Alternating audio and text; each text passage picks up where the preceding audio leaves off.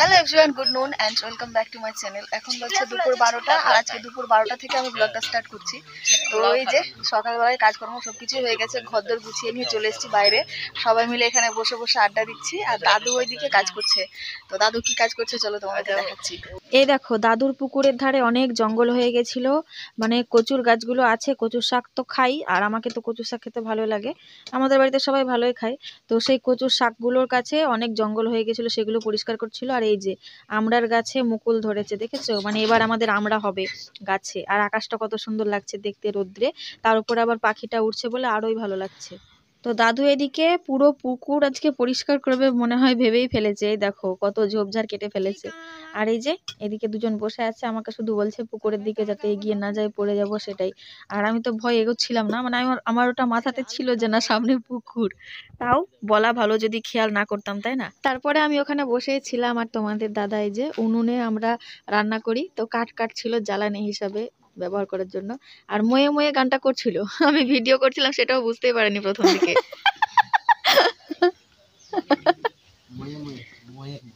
ময়ে ময়ে লড়তে চড়তে পারে না, ময়ে ময়ে বাহু বলি, ট্যাংলা ট্যাংলা বাহু বলি, হাতে পায়ে লাগে না তাহলেই হবে বাহুবলি।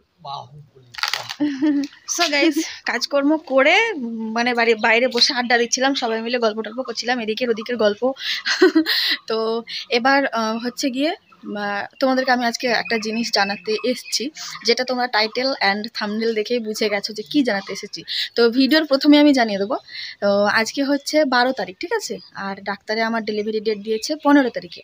তো এখনও সেরকম কিছু মানে বুঝতে পারছি না। হ্যাঁ, কষ্ট হয় মাঝে মধ্যে, মানে অনেক রকমভাবেই অনেক রকম প্রবলেম হয়, কিন্তু আমার সেরকম কোনো প্রবলেম নেই। তো সেই জন্য আমাকে দেখে আমার বাড়ির লোকজন সবাই বলছে যে তোর মনে হয় ডেটের আগে হবে না, মানে কোনো অসুবিধা তো দেখতেই পাচ্ছে না, সেই জন্য বলছে। তো দেখি যদি সেরকম কোনো কিছু না হয় তাহলে তোমাদের দাদাভাই বলছিল 15 তারিখেই চলে যাব হসপিটালে, গিয়ে অ্যাডমিট হয়ে যাব। হসপিটাল তো নয়, তো যাই হোক, যদি হসপিটালে যায় তো হসপিটালে যাব, আর যদি না হয় সেরকম কিছু তাহলে নার্সিংহোমেই যেতে হবে। মানে যে ডাক্তারকে দেখাচ্ছি চেম্বার থেকে, সেই ডাক্তারের কাছেই যাব, দিয়ে অ্যাডমিট হব 15 তারিখে। তো আজকে 12 তারিখ, আর মধ্যে মাত্র দুটো দিন পরে আমি মানে যাব আর কি হসপিটালে। তো এটাই তোমাদেরকে জানাচ্ছিলাম যে আমার ডেলিভারির ডেটটা কবে। তো আমার ডেলিভারির ডেট হচ্ছে 15ই মার্চ, 15 তারিখে যাব। আর এর আগে যদি হচ্ছে তোমরা জানতেই পারবে কি হচ্ছে না হচ্ছে, সব কিছুতে তোমাদের সাথে শেয়ার করি। তো চলো সব কিছু গুছিয়ে নেব, মানে হসপিটালে যাওয়ার জন্য যা যাবতীয় জিনিসপত্র লাগবে সেগুলো গুছিয়ে একটা ব্যাগে আজকেই ভরবো। আজকে সব কিছু একেবারে কমপ্লিট করে নেব। আর বাড়িতে যা কিছু থাকবে সব কিছু মানে একেবারে সাবটে গুছিয়ে গাছিয়ে রেখে দেবো। হসপিটালের জার্নি 4-5 দিনের তো হতেই পারে, তো সেই জন্যই আজকে গোছ গাছে সমস্ত কাজকর্ম চলবে। আর সকাল থেকে সব কিছু করে খাওয়া দাওয়া হয়নি, তোমাদের দাদা ভাত খেয়েছে আর থালাতে ভাত রেখে দিয়েছে, ওগুলো এখন গিয়ে খাবো, স্নান করব, তারপরে গোছ গাছ শুরু করব। তো এই যে খাওয়ার আগে তোমাদেরকে দেখিয়ে দিচ্ছি আজকে দুপুরের মেনুতে কি কি আছে।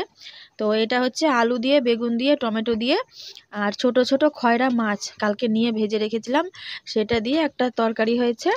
আর এটা হচ্ছে কলা দিয়ে, পেঁয়াজ কলি দিয়ে ভাজা।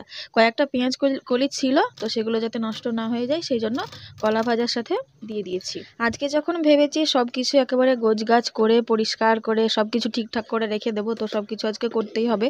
আর হাতে পায়ের নখগুলো অনেক দিন ধরে বড় হয়ে গেছিলো, তো আমি হাতের নখগুলো একাই কাটতে পারি, কিন্তু পায়ের নখগুলো হাতে পাই না। মানে বুঝতেই পারছো, বসে বসে নিজে পায়ের নখগুলো কাটতে পারি না। তো তোমাদের দাদা এর আগে 2 দিন কেটে দিয়েছে। তো অনেক দিন ধরে তোমাদের দাদাও বলছিল যে তোমার পায়ের নখগুলো বড় হয়েছে, কেটে দিতে হবে। ও সময় পাচ্ছে না, এদিক ওদিক করে দিন চলে যাচ্ছে। তো আজকে বেলা পর্যন্ত বাড়িতে ছিল, আমি বললাম তাহলে আজকেই কেটে দাও। আর বাড়িতে ব্লেডও ছিল না, তাও দোকান থেকে ব্লেড নিয়ে এসে পায়ের নখগুলো এখনো কাটতে বসেছে। দুজনে মিলে অনেকক্ষণ ধরে অনেক ডিসকাস করলাম, কবে হসপিটাল যাওয়া ভালো হবে না হবে, মানে সব কিছু নিয়েই একটু আলোচনা হলো। যখন আজকে একটু সময় পেয়েছি সব কিছু নিয়েই ভাবলাম একটু আলোচনা করেই নিই। আর এমনিতেও অনেক এদিকের ওদিকের গল্প, মানে আজকে দিনটা গল্পতেই কেটে গেল আর কি। আর এদিকে গল্পও হচ্ছে, এদিকে কাজও হচ্ছে।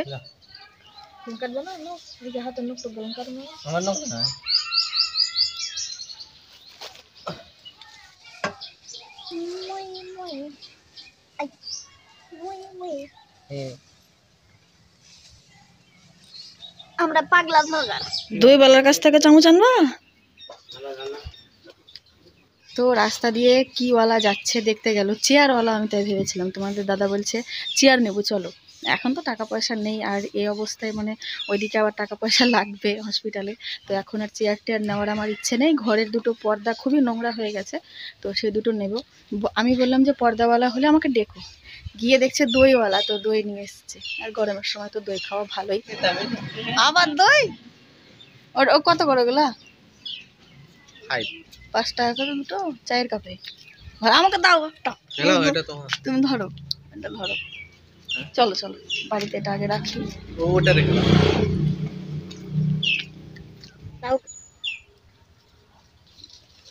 তাল পাতার চামচ।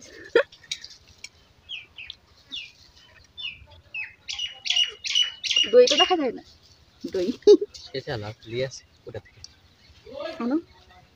ভালো তো, খুব একটা খারাপ না খেতে। তোমাদের দাদার 5 টাকার কাপের দই শেষ হয়ে গেছে, সেই জন্য ওই যে বড় ভাতটা নিয়েছে, ওটা থেকে আবার একটু আনতে গেল। একবারে জলের বোতল আছে, আমাকে একটু দাও।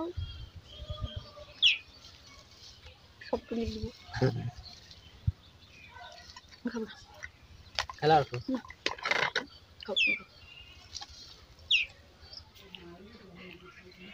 দুজনেই তো বসেই ছিলাম, তো ভাবলাম তোমাদের দাদার মাথায় একটু তেল দিয়ে দিই। আর ওর মাথায় যা খুশকি হয়েছে, খুশকিগুলো দেখে আরও মনে পড়লো তেল দেওয়ার কথা। তেল দিলে খুশকিটা একটু হালকা মানে বসবে।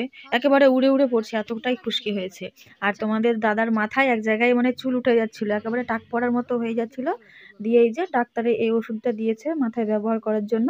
তো এই মানে এটা ওষুধ না, অ্যাকচুয়ালি তেলের মতোই। তো এই তেলটা ব্যবহার করার পরে ওই জায়গাটাতে কিন্তু বেশ কয়েকটা চুল গজিয়ে গেছে। তো ভাবলাম যখন বসেই আছি রোদ্রে দুজনে একসাথে, তখন ওর মাথাতে একটু তেলটা লাগিয়েই দিই। তো চলো আজকে আর বেশি কিছু ব্লগ তোমাদের সাথে শেয়ার করছি না। আজকের ব্লগটা এখানেই শেষ করছি। এরপরে স্নান টান করে সব কিছু গুছাতে লাগবো। তো চলো আজকের মতো টাটা, সবাই ভালো থেকো, দেখা হচ্ছে কালকের ভিডিওতে।